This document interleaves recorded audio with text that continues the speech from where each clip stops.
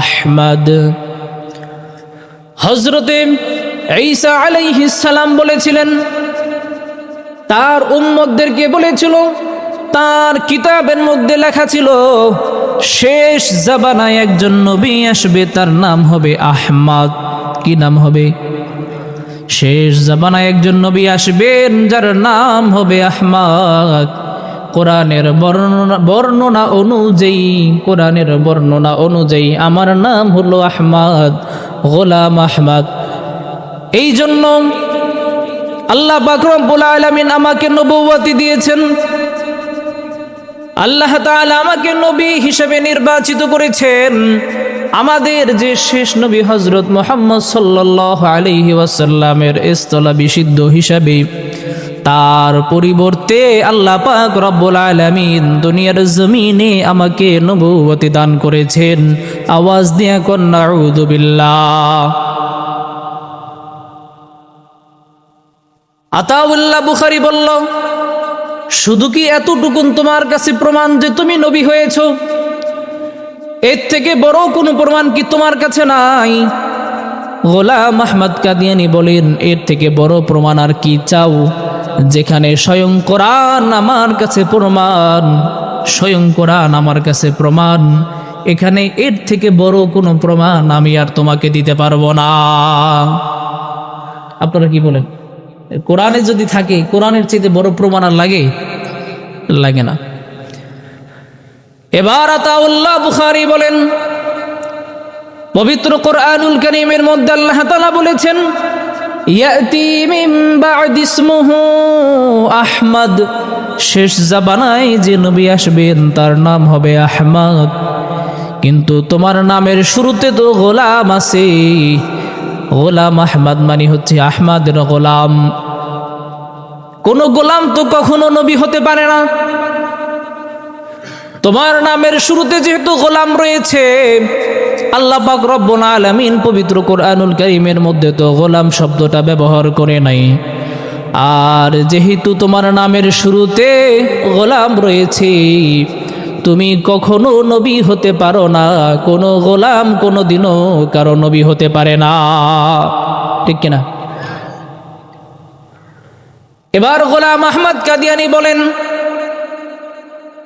আমার নামের শুরুতে যদি গোলাম থাকার কারণে আমি নবী না হতে পারি, তাহলে আমি তোমাকে সাক্ষী রেখে তোমার সামনে আমি আমার নামের প্রথম অংশ কেটে দিয়ে আজকে থেকে আহমদ রেখে দিলাম। শয়তানের মাথায় শয়তানি বুদ্ধি, ঠিক কিনা? বলতেছে তোমার সামনে আমি আমার নামের প্রথম অংশ কেটে দিলাম, আমার নাম আজকে থেকে শুধু আহমদ। এবার শাহ আতাউল্লাহ বুখারী রাহমাতুল্লাহি আলাইহি বলেন, নামের প্রথম অংশ কেটে যদি নবী হওয়া যায়, তোমার নাম যদি গোলাম আহমদ হওয়ার কারণে গোলাম কেটে দিয়ে যদি তুমি নবী হতে পারো, আমার নাম তো আতাউল্লাহ, আমার নামের প্রথম অংশ আমি কেটে দিলাম। আতাউল্লাহর প্রথম যদি আতা কেটে দেয় তাহলে বাকি থাকে আল্লাহ। এবার গোলাম আহমদ কাদিয়ানী কি বলতেছেন? হযরতে শাহ আতাউল্লাহ বুখারী বলতেছেন, আমি আমার নামের প্রথম অংশ কেটে দিয়ে আমি নিজেকে আল্লাহ বলে বলতেছি, তোর মতো মুরতাদকে আমি কখনো নবুয়তি দিব না। সুবহানাল্লাহ।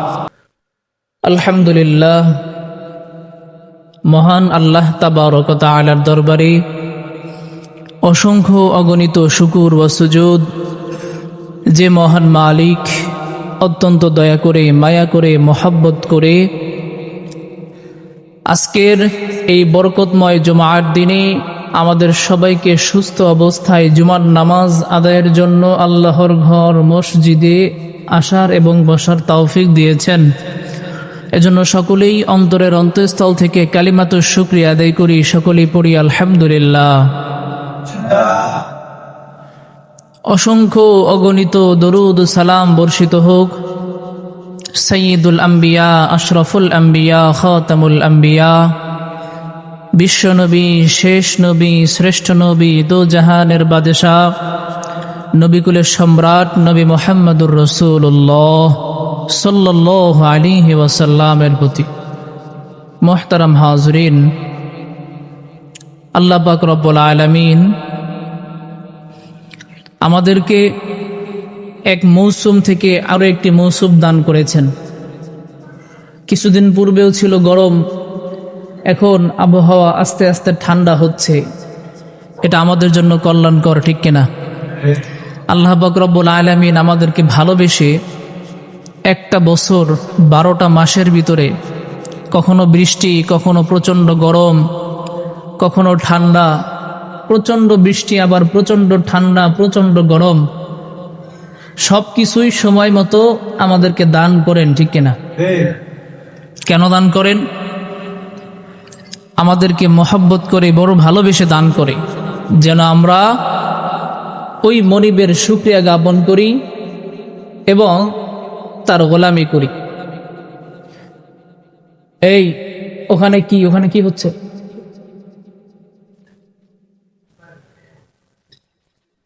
যেন আমরা তার দাসত্ব করি, গোলামি করি দুনিয়ার জমিনে। এই জন্য আমাদেরকে দেন। এবং আরো একটা উদ্দেশ্য, সেটা হচ্ছে আল্লাহ তাআলা আমাদেরকে স্মরণ করায় দেন, বান্দা যখন গ্রীষ্মকাল আসে তখনও কিন্তু আমি আল্লাহ তোমাকে ভুলি না, যখন শীতকাল আসে তখনও কিন্তু আমি আল্লাহ তোমাকে কি করি না, ভুলি না। আবার যখন গরমকাল আসে, বর্ষাকাল আসে, তখনও আল্লাহ তাআলা কি করে না, আমাদেরকে ভুলে না, কিন্তু আমরা আল্লাহকে ভুলে যাই। আল্লাহর রাসূলের মাধ্যমে বলছেন। আচ্ছা, আল্লাহ তাআলার এই কথার মানে কি? আমি তোমাদের জন্য আমার দ্বীনকে, ইসলামকে পরিপূর্ণ করে দিলাম। এই কথার মানে তো এটাই যে ইসলাম পূর্ণাঙ্গ হয়ে গেছে, তাই না? নতুন কোনো কিছু আর ঢুকানোর, নতুন কোনো কিছু বলার, নতুন কোনো কিছু বানানোর কোনো সুযোগ আর নাই।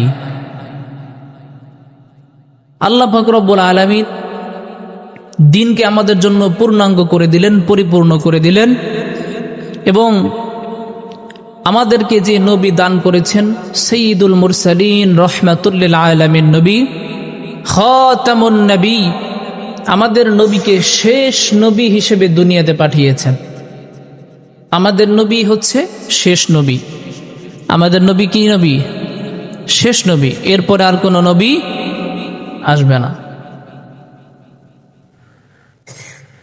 কিন্তু কেউ যদি নিজেকে বা কোনো গোত্র যদি নিজেদের জন্য কাউকে দুনিয়াতে নতুন করে নবী বানায় অথবা দাবি করে, তাহলে নিঃসন্দেহে সে একজন কাফের। তার অনুসারীরা কি? কাফের। এজন্য আল্লাহ পাক রব্বুল আলামিন বলেন, আল ইয়াউমা আকমালতু লাকুম দীনাকুম ওয়া আতমামতু আলাইকুম নি'মাতি। আল্লাহ পাক রব্বুল আলামিন বলেন, বান্দা, আল ইয়াউমা আকমালতু লাকুম দীনাকুম ওয়া আতমামতু আলাইকুম নি'মাতি ওয়া রাদিতু লাকুমুল ইসলাম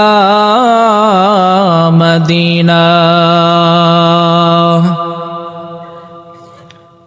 বিদায় হজের দিন আল্লাহর রাসূল সাল্লাল্লাহু আলাইহি ওয়াসাল্লামের মাধ্যমে আল্লাহ তাআলা জানায় দেন, আজকের এই দিনে আমি আমার দ্বীনকে তোমাদের জন্য পরিপূর্ণ করে দিলাম এবং আমার সকল নিয়ামত সমূহকেও আমি তোমাদের জন্য পরিপূর্ণ করে দিলাম। দ্বীনের ভিতরে, ইসলামের ভিতরে কি থাকবে আর কি থাকবে না, সব কিছু আল্লাহ পাক রব্বুল আলামিন জানিয়ে দিয়েছেন তার হাবিবের মাধ্যমে।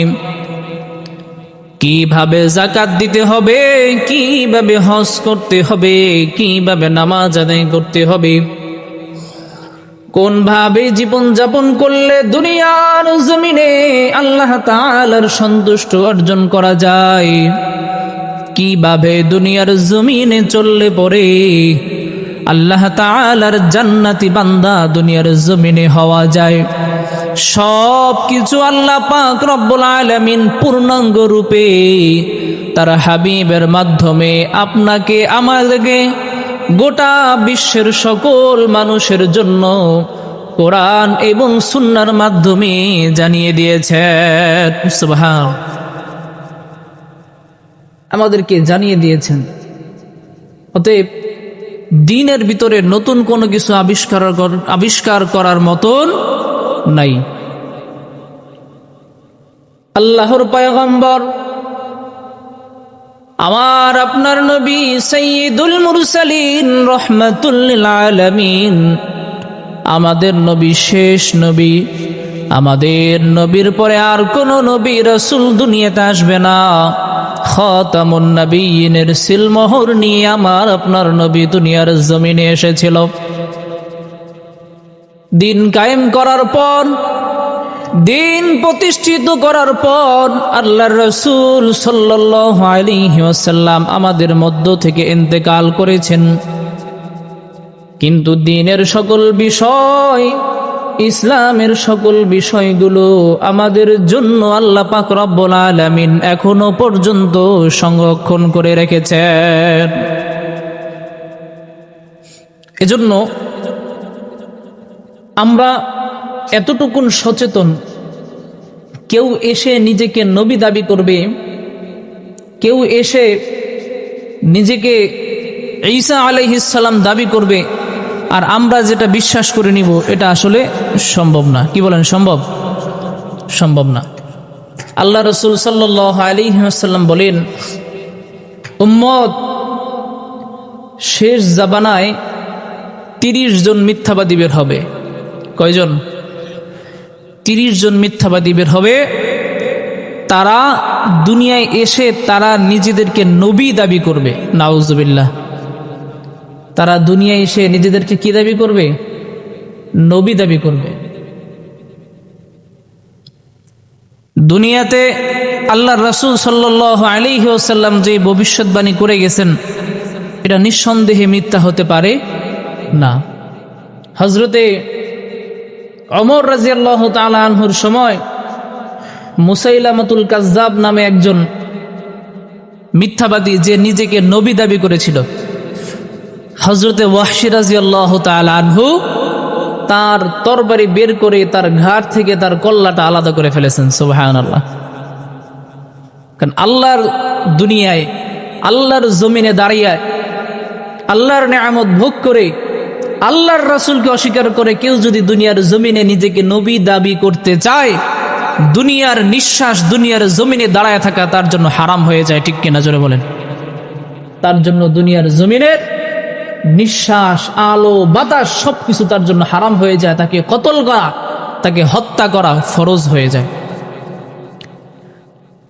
আল্লাহর রাসূলের ভবিষ্যৎবাণী অনুযায়ী খুব বেশি দূরে নয়, আমাদের পার্শ্ববর্তী দেশ ইন্ডিয়া, চিনেন তো সবাই, ভারতের কাদিয়ান নামক জায়গায় একজন কাফের মুরতাদ বের হয়েছিল, যে নিজেকে নবী দাবি করেছেন। নাউজুবিল্লাহ। নাউজুবিল্লাহ বলতে কষ্ট হয়, একটু জোরে বলি না, নাউজুবিল্লাহ। আল্লাহর রাসূলকে ভালোবাসেন সবাই? কতটুকুন? আল্লাহর রাসূলকে নিজের স্ত্রী চাইতে মনে হয় বেশি ভালোবাসতে পারি নাই। কি বলেন, স্ত্রী চাইতে বেশি না কম? কম মনে হয়। আওয়াজ দেন না যে, বলেন না, স্ত্রীর চাইতে বেশি না কম? সন্তানের চাইতে, নিজের পরিবারের চাইতে, নিজের জানের চাইতে?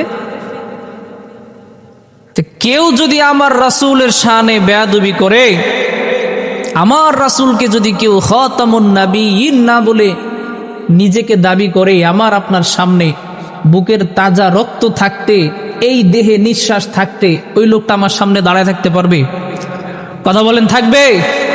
ওরে হত্যা করার পর আমার জেল হোক, ফাঁসি হোক, টুকরো টুকরো করে নদীতে ভাসায় দিক, আমার তাতে কোনো কিছু আসে যায় না। এই মিথ্যাবাদী, তার নাম হচ্ছে গোলাম আহমদ কাদিয়ানি। তার নাম হচ্ছে কি? গোলাম আহমদ কাদিয়ানি। ভারতের জমিনে সে হঠাৎ করে নিজেকে নবী দাবি করতে শুরু করলো। সে বলে, আমার জানের, আমার সেই মহান রবের কসম যার হাতে আমার জান, সে আল্লাহর কসম, তিনি আমাকে নবুয়তি দান করেছেন, স্বপ্নে যুগে তিনি আমাকে নবুয়তি দিয়েছেন। নাউজুবিল্লাহ। এই গোলাম আহমদ কাদিয়ানী নিজেকে নবী দাবি করে নিজের গ্রামের ভিতরে সর্বপ্রথম মানুষকে দাওয়াত দিতে লাগলো যে আমি শেষ নবী, আমার পরে আর কোনো কি নাই, নবী নাই। যিনি ছিলেন ইনি শেষ নবী না। নাউজুবিল্লাহ।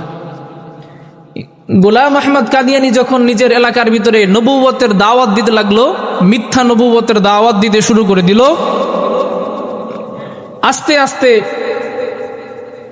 এই কথাটা, এই সংবাদটা গোটা ভারতবর্ষে পৌঁছায় গেল। বিশেষ করে আমাদের আগাবির দেওয়াবন্দে ওই সময় সবচেয়ে বড় মুহাদ্দিস বুজুর্গ হজরতে আতাউল্লাহ বুখারী রহমতুল্লাহ আলাই ওই সময় ছিল। তার কান পর্যন্ত আওয়াজটা পৌঁছে গেছে, দেওয়াবন্দ মাদ্রাসা পর্যন্ত, দেওয়াবন্দ পর্যন্ত এই সংবাদ পৌঁছে গেছে যে কাদিয়ানে একটা মুরতাদ বের হয়েছে, সে নিজেকে নবী দাবি করে। আতাউল্লাহ বুখারী রহমতুল্লাহ আলাই উনি জানতে চাইল, যিনি নিজেকে নবী দাবি করে, নবী দাবি করার তার কাছে কিছু প্রমাণ আছে, কোনো দলিল আছে, কোনো প্রমাণ আছে? নবী হইতে হইলে তো মুজিজা পাইতে হয়, ঠিক কিনা? তার কাছে কিসের দলিল আছে, কোনো মুজিজা আছে কিনা? গোলাম আহমদ কাদিয়ানী নিজেকে নবী দাবি করে নিজের এলাকার ভিতরে মানুষজনকে দাওয়াত দিতে লাগলো, মুরতাদ বানাতে শুরু করে দিল। এই সংবাদ যখন আতাউল্লাহ বুখারী রহমতুল্লাহ আলাইহির কাছে পৌঁছালো, উনি চিন্তা করলো, না না, বেশিক্ষণ সময় এই মুরতাদকে দুনিয়ার জমিনে বাঁচিয়ে রাখা যাবে না। বেশিক্ষণ সময় এই মুরতাদকে দিলে পরে, এই কাফিরকে যদি বেশিক্ষণ সময় দেওয়া হয়, দুনিয়ার জমিনে মানুষের মধ্যে বিভ্রান্তি ছড়ায় দিবে, মানুষের ভিতরে বিভ্রান্ত ছড়ে যাবে। মানুষজন আমার আপনার নবী সাইয়্যিদুল মুরসালিন রাহমাতুল লিল আলামিনকে শেষ নবী হিসেবে মানতে চাবে না। আর যারা আমার আপনার নবীকে শেষ নবী হিসেবে না জানবে, না মানবে, দুনিয়ার জমিনে তারা সরাসরি কাফের হয়ে যাবে। আতাউল্লাহ বুখারী বলল, ইনি সফর করে গোলাম আহমদ কাদিয়ানীর কাছে গেল। গোলাম আহমদ কাদিয়ানীর কাছে যাওয়ার পর তাকে জিজ্ঞাসা করলো, হে গোলাম আহমদ, তুমি কিভাবে নবী হইলা? কারণ যিনি নবী হয় তার কাছে তো মহান রব্বুল আলামিনের পক্ষ থেকে সংবাদ আসে। যিনি নবী হয় তার কাছে তো মুজিজা থাকে। বলো, তোমার কাছে কি এমন মুজিজা আছে? কিসের ভিত্তিতে তুমি নিজেকে নবী দাবি করো, বলো। এবার গোলাম আহমদ কাদিয়ানী বলেন, পবিত্র কোরআনুল কারীমের মধ্যে আছেন, ইয়াতি মিন বা'দি ইসমুহু আহমদ। হযরতে ঈসা আলাইহিস সালাম বলেছিলেন, তার উম্মতদেরকে বলেছিল, তার কিতাবের মধ্যে লেখা ছিল, শেষ জামানায় একজন নবী আসবে, তার নাম হবে আহমদ। কি নাম হবে? শেষ জামানায় একজন নবী আসবেন যার নাম হবে আহমদ। কোরআনের বর্ণনা অনুযায়ী আমার নাম হলো আহমদ, গোলাম আহমদ। এই জন্য আল্লাহ পাক রব্বুল আলামিন আমাকে নবুয়তি দিয়েছেন। আল্লাহ তাআলা আমাকে নবী হিসেবে নির্বাচিত করেছেন। আমাদের যে শেষ নবী হযরত মুহাম্মদ সাল্লাল্লাহু আলাইহি ওয়াসাল্লামের ইসলামী সিদ্ধ হিসাবে, তার পরিবর্তে আল্লাহ পাক রব্বুল আলামিন দুনিয়ার জমিনে আমাকে নবুয়তি দান করেছেন। আওয়াজ দিয়া কোন নাউযু বিল্লাহ। আতাউল্লাহ বুখারী বলল, শুধু কি এতটুকুন তোমার কাছে প্রমাণ যে তুমি নবী হয়েছো? এর থেকে বড় কোনো প্রমাণ কি তোমার কাছে নাই? গোলাম আহমদ কাদিয়ানী বলেন, এর থেকে বড় প্রমাণ আর কি চাও? যেখানে স্বয়ং কোরআন আমার কাছে প্রমাণ, স্বয়ং কোরআন আমার কাছে প্রমাণ, এখানে এর থেকে বড় কোনো প্রমাণ আমি আর তোমাকে দিতে পারবো না। আপনারা কি বলেন? কোরআনে যদি থাকে, কোরআনের চেয়ে বড় প্রমাণ আর লাগে? লাগে না। এবার আতাউল্লাহ বুখারী বলেন, পবিত্র কোরআনুল কারীমের মধ্যে আল্লাহ তাআলা বলেছেন, ইয়াতি মিন বা'দি ইসমুহু আহমদ, শেষ জামানায় যে নবী আসবেন তার নাম হবে আহমদ। কিন্তু তোমার নামের শুরুতে তো গোলাম আছে। গোলাম আহমদ মানে হচ্ছে আহমদের গোলাম। কোন গোলাম তো কখনো নবী হতে পারে না। তোমার নামের শুরুতে যেহেতু গোলাম রয়েছে, আল্লাহ পাক রব্বুল আলামিন পবিত্র কোরআনুল কারীমের মধ্যে তো গোলাম শব্দটা ব্যবহার করে নাই। আর যেহেতু তোমার নামের শুরুতে গোলাম রয়েছে, তুমি কখনো নবী হতে পারো না। কোনো গোলাম কোনোদিনও কারো নবী হতে পারে না, ঠিক কিনা? এবার গোলাম আহমদ কাদিয়ানী বলেন, আমার নামের শুরুতে যদি গোলাম থাকার কারণে আমি নবী না হতে পারি, তাহলে আমি তোমাকে সাক্ষী রেখে তোমার সামনে আমি আমার নামের প্রথম অংশ কেটে দিয়ে আজকে থেকে আহমদ রেখে দিলাম। শয়তানের মাথায় শয়তানি বুদ্ধি, ঠিক কিনা? বলতেছে তোমার সামনে আমি আমার নামের প্রথম অংশ কেটে দিলাম, আমার নাম আজকে থেকে শুধু আহমদ। এবার শাহ আতাউল্লাহ বুখারী রাহমাতুল্লাহি আলাইহি বলেন, নামের প্রথম অংশ কেটে যদি নবী হওয়া যায়, তোমার নাম যদি গোলাম আহমদ হওয়ার কারণে গোলাম কেটে দিয়ে যদি তুমি নবী হতে পারো, আমার নাম তো আতাউল্লাহ, আমার নামের প্রথম অংশ আমি কেটে দিলাম। আতাউল্লাহর প্রথম যদি আতা কেটে দেয় তাহলে বাকি থাকে আল্লাহ। এবার গোলাম আহমদ কাদিয়ানী কি বলতেছেন? হযরতে শাহ আতাউল্লাহ বুখারী বলতেছেন, আমি আমার নামের প্রথম অংশ কেটে দিয়ে আমি নিজেকে আল্লাহ বলে বলতেছি, তোর মতো মুরতাদকে আমি কখনো নবুয়তি দিব না। সুবহানাল্লাহ। যদিও কথাটা উনি তাকে ধমক স্বরূপ বলেছেন, নামের আগের অক্ষর বাদ দিলে যদি নবী হওয়া যায়, তাহলে আমিও তো চাইলে নিজেকে নামের অক্ষর বাদ দিয়ে আল্লাহ বলতে পারি। আর আমি আমার নিজের নামের অক্ষর বাদ দিয়া বললাম যে তোর মতো মুরতাদ বেঈমান কাফেরকে আমি কোনোদিনও নবুয়তি দিব না। এই গোলাম আহমদ কাদিয়ানী নিজেকে নবী দাবি করার পর এই মুরতাদ নিজের জন্য নিজের তরিকা অনুযায়ী আলাদা কিতাব বানিয়েছেন। তারা নিজেদেরকে আলাদা মুসলমান দাবি করেন। আমাদের বাংলার জমিনে এখন পর্যন্ত গোলাম আহমদ কাদিয়ানীর অনুসারীরা আছে। রাষ্ট্রীয় পোশাকতায় তারা এখনো বসবাস করে।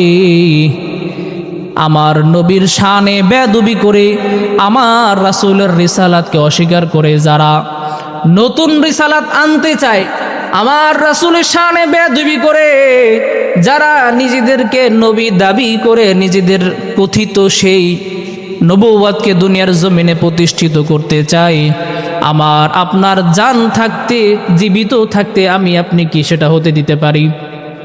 কথা বলেন, পারি? এই কাদিয়ানরা তাদের নাম দিয়েছে কাদিয়ানি মুসলিম।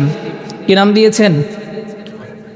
তাদের কিতাব আলাদা, তাদের সব কিছু আলাদা, আলাদা ইবাদত করে, আলাদা মসজিদ আমাদের দেশেই আছে।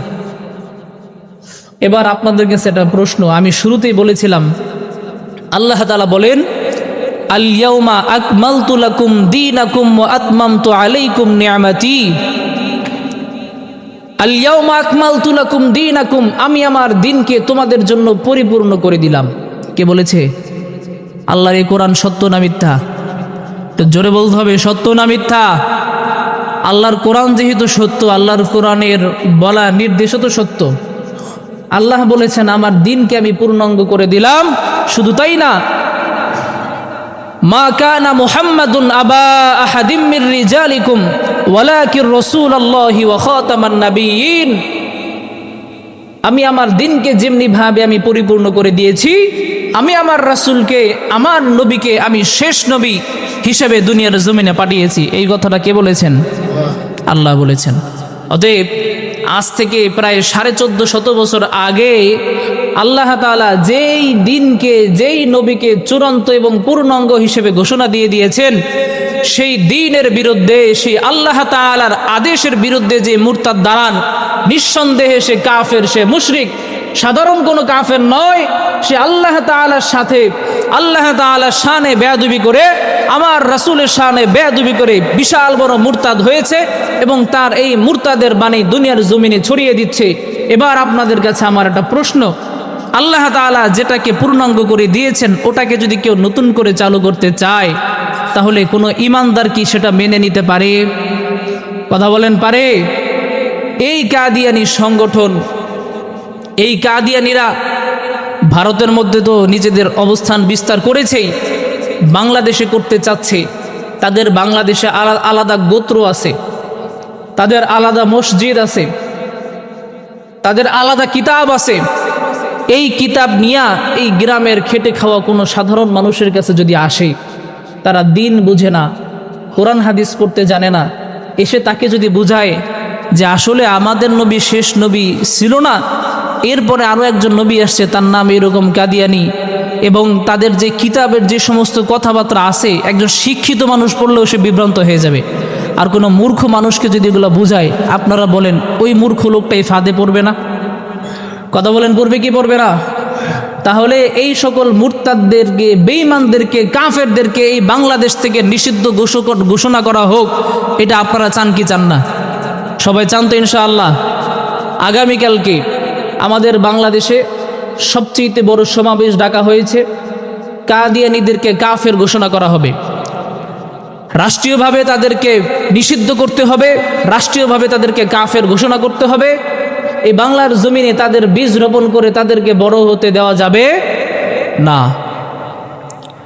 যাদের পক্ষে সম্ভব হয় আল্লাহর দ্বীনের মর্যাদাকে রক্ষা করার জন্য, আল্লাহর রাসূলের শান রক্ষা করার জন্য, এখানে তো আমরা অনেক মুসলমান এমন আছি, আমাদের নবীকে আমরা এত পরিমাণে ভালোবাসি, নবীর শানে দাঁড়াইয়া যদি কিয়াম না করি, অনেকে মন খারাপ করে কি করে না? নবীর উপরে দুরূদ না পড়লে মন খারাপ হয়ে যায়, নবীর উপরে দাঁড়ায় কিয়াম না করলে স্ত্রী তালাক হয়ে যায়, ইমামের চাকরি হয়ে যায়। অথচ ওই নবীর শানে কেউ বেয়াদবি করলে তার জন্য একটু হুঙ্কার দিবে, তার ওই কাফেরকে, ওই কাফেরের পরাজয়ের জন্য একটু রাস্তায় নেমে আন্দোলন করবে। এই রকম মুসলমানের সংখ্যা আমাদের বাংলাদেশে খুব কমই আছে। কি বলেন, ঠিক কিনা? রাসূলের শানে বেয়াদবি করলে যদি বলা হয় যে মাঠে নামতে হবে, কাফেরদের বিরুদ্ধে রুখে দাঁড়াতে হবে, তাহলে অনেক মানুষ তাদের ব্যক্তিগত কাজ বেড়ে যায়। আর যদি রাসূলের শানে একটু দাঁড়াইয়া মিলাদ না পড়ে, তাহলে ওই লোককে যতদিন পর্যন্ত না সরানো যায় ততদিন পর্যন্ত তার কাজ কাম খাওয়া খুব সম্বন্ধ হয়ে যায়। এটা আসলে প্রকৃত আশেকে রাসূল না, এটা আশেকে রাসূলের কোনো সিফাত হতে পারে না। আশেকে রাসূল তো এমন হবে, আমার রাসূলকে কেউ অসম্মান করবে, আমার রাসূলের রিসালাতের চেয়ার নিয়ে কেউ টানাটানি করবে, আমার রাসূলের শানে কেউ এমন কোনো কটূক্তিমূলক কথা বলবে, আর এই কথা বলে দুনিয়ার জমিনে সে বেঁচে থাকবে আমার হায়াত থাকা অবস্থায়, এটা সম্ভব হতে পারে না। এর নাম হচ্ছে আশেকে রাসূল, এর নাম হচ্ছে নবীর প্রেম। সময় নাই, তাহলে ভারতের একটা ঘটনা শোনাইতাম। ভারতের এক যুবক ছিল, তার মুখে ছিল না দাড়ি, সংক্ষেপে বলে ফেলি। একবার এক লোক আল্লাহ রাসূলের শানে একটা বই লেখছে, আল্লাহ রাসূলের বিরুদ্ধে, আল্লাহ রাসূলের শানে কটূক্তিমূলক। ওই লোকটা মুখে দাড়ি নাই, হয়তোবা ঠিকমতো নামাজ কালামও পড়ে নাই, কিন্তু আল্লাহর রাসূলের প্রতি এত প্রেম ছিল, এত মহব্বত ছিল, যেদিন সে বুঝতে পারছে যে অমুক লেখক আল্লাহর রাসূলের শানের বিরুদ্ধে লেখছে, ওই দিন থেকে সে একটা চাকু বুকে নিয়ে ঘোরাফেরা করতেছে সাথে নিয়ে। এবার আদালতে ওই আশিকে রাসূলকে উঠানো হইল।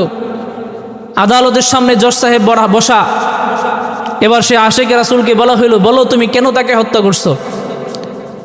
এইবার সবার সামনে দাঁড়াইয়া আশিকে রাসূল বলতেছে যে, জজ সাহেব, আল্লাহর জমিনে থেকে যেই মুরতাদ, যেই কাফের আমার রাসূলের বিরুদ্ধে বই লেখছে, আমার নিঃশ্বাস থাকা সত্ত্বে, আমার বুকে এক ফোঁটা, আমার দেহে এক ফোঁটা রক্ত থাকা সত্ত্বে ওই কাফেরকে আমি দুনিয়ার জমিনে থাকতে দেব না। এই জন্য স্ব ইচ্ছায়, স্বজ্ঞানে, আল্লাহর রাসূলের প্রেমে, আল্লাহর রাসূলের শানে, আল্লাহর রাসূলের মানকে সমুন্নত রাখার জন্য আমি স্বজ্ঞানে ওই কাফেরকে হত্যা করেছি। সুবহানাল্লাহ। এটাই হচ্ছে আশিকে রাসূল। সে এখানে আমার আপনার যুক্তি আসতে পারে, জান বাঁচানো তো ফরজ, এখানে দাঁড়ায় তো একটু মিথ্যা বলাই যেতে পারতো, কিন্তু সে চিন্তা করছে আমার জান, আমার মান, আমার ঈমান, আমার স্ত্রী, আমার সংসার, আমার দুনিয়ার সব কিছুর সেই চাইতে আমার রাসূলের প্রেম, আল্লাহর মহব্বত, আল্লাহর রাসূলের মহব্বত আমার কাছে বেশি দামি। এই জন্য সে তার নিজের জীবনের পরোয়া করে নাই, আল্লাহ রাসূলের শান মানকে পরোয়া করেছেন, দাম দিয়েছেন, মূল্যায়ন করেছেন। এরাই হচ্ছে প্রকৃতপক্ষে আশিকে রাসূল। আর আমার আপনার বেলায় কি হয়? আমাদের সমাজে আশেপাশে রাসূলের বিরুদ্ধে কথা বললে আমরা বলি, আরে অমুকে কইছে, কি করব? আল্লাহ রাসূলের শানে, আল্লাহ রাসূলের মানে কেউ আঘাত করবে এবং সে দুনিয়াতে বেঁচে থাকবে, এটা হতে পারে না। এজন্য মুসলমান ভাইয়েরা আমার, সময় শেষ, লিফলেট আছে, সকলে নিয়ে যাবেন এবং যাদের পক্ষে সম্ভব হয় আগামীকালকে ঢাকা বিশাল বড় আয়োজন, সারা বাংলাদেশ থেকে তাওহীদি জনতা, আশিক রাসূল আসবে এবং সরকারের কাছে একটাই আমাদের দাবি, সেটা হচ্ছে এই কাদিয়ানি সংগঠনকে এই বাংলাদেশ থেকে নিষিদ্ধ করতে হবে। তাদের স্থান এই বাংলার জমিনে হতে পারে না। যেখানে 98, 99, 95% মুসলমান বসবাস করে, সেই জায়গায় কোনো কাফের তাদের সাইনবোর্ড লাগিয়ে দুনিয়ায় বসবাস করবে, আমাদের বাংলাদেশে বসবাস করবে, এটা হতে পারে না। আপনারা কি বলেন, এটা হতে পারে? এটা হতে পারে না। এই জন্য যাদের পক্ষে সম্ভব হয় আমরা সেই আন্দোলনে অংশগ্রহণ করব, যেন কিয়ামতের দিন আল্লাহ তাআলার সামনে দাঁড়ায় এতটুকুন বলতে পারি, আল্লাহ, তোমার রাসূলের শানে যে মিথ্যা কথা বলেছে, তোমার রাসূলের শানে যে গুস্তাখি করেছে, আমার শক্তি ছিল না তাকে হত্যা করা, আমার শক্তি ছিল না তার বিরুদ্ধে যুদ্ধ ঘোষণা করা, আমার যতটুকুন সম্ভব ছিল তাওহীদি জনতার সাথে মিলে মিশে আমার রাষ্ট্রের কাছে আমি তাদেরকে কাফের এবং নিষিদ্ধ ঘোষণার্থে স্লোগান দিয়েছিলাম, মিছিল দিয়েছিলাম, সমাবেশে উপস্থিত হয়েছিলাম। এতটুকুন প্রেম যদি আমার রাসূলের প্রতি তোমার ভালো লেগে থাকে, তাহলে এই ওসিলায় তুমি আমাকে জান্নাত দিয়ে দাও। বলেন, আল্লাহর কাছে যদি এটা ভালো লাগে, এই ওসিলা আল্লাহ তাআলা আমাদেরকে মাফ করতে পারে না? সবাই বলেন, পারে কি পারে না? আল্লাহ পাক রব্বুল আলামিন আমাদের সবাইকে ওই জায়গায় উপস্থিত হওয়ার তৌফিক দান করেন, সকলে বলি আমিন। আল্লাহ রাসূলের প্রতি মহব্বত, ভালোবাসা বেশি বেশি তৈরি হোক এবং ভালোবাসতে পারি, সেই তৌফিক আল্লাহ তাআলা আমাদেরকে দান করেন, সকলে বলি আমিন। ওয়া আখিরি দাওয়ানা আনিল হামদুলিল্লাহি রাব্বিল আলামিন। যারা